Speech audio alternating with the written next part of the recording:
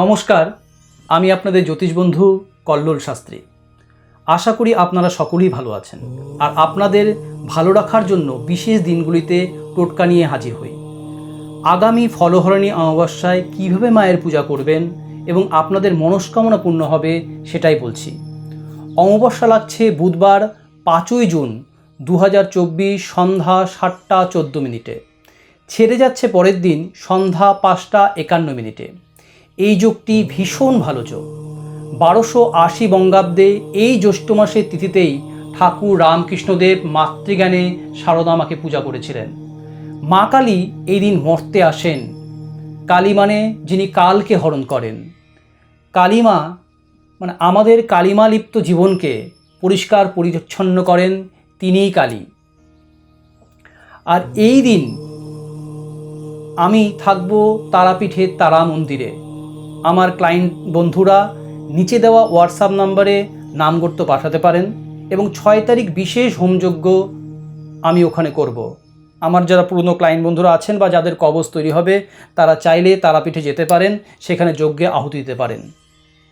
আর এই বিশেষ দিনে আপনারা যারা ঘরে বসে আছেন আপনারা কি করবেন বা কীভাবে মাকে ফলদান করবেন সেটা বলছি। আর এই দিন সবাই একটি করে হলেও মাকে ফলদান করুন। কি করবেন? একটি লাল শালু কাপড় নেবেন, তার মধ্যে আপনি যে ফলটি দিচ্ছেন সেটি রাখবেন, সামান্য ফুল ফলের মধ্যে দেবেন, বলবেন এতে গন্ধপুষ্পে এতৎ অখণ্ড ফলায় নমঃ।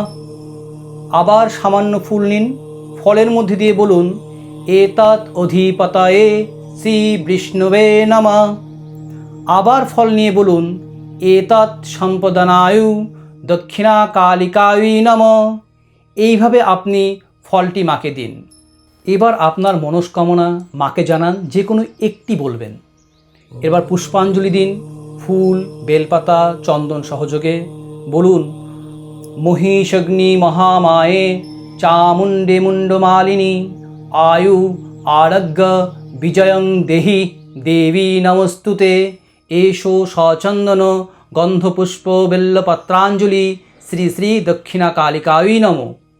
এই মন্ত্র বলে 3 বার পুষ্পাঞ্জলি দেবেন এবং শেষে হাত জোর করে বলুন নমো কালী কালী মহাকালী কালীকে পাপহারিণী ধর্ম কামপ্রদে দেবী নারায়ণী নমস্তুতে। মায়ের ওপর ভক্তি শ্রদ্ধা রেখে অবশ্যই এই ক্রিয়াটি করুন। মায়ের আশীর্বাদে বছর খানেকের মধ্যেই কিন্তু ফল প্রাপ্তি ঘটবে। আপনারা ভালো থাকবেন, সুস্থ থাকবেন। জয় মা।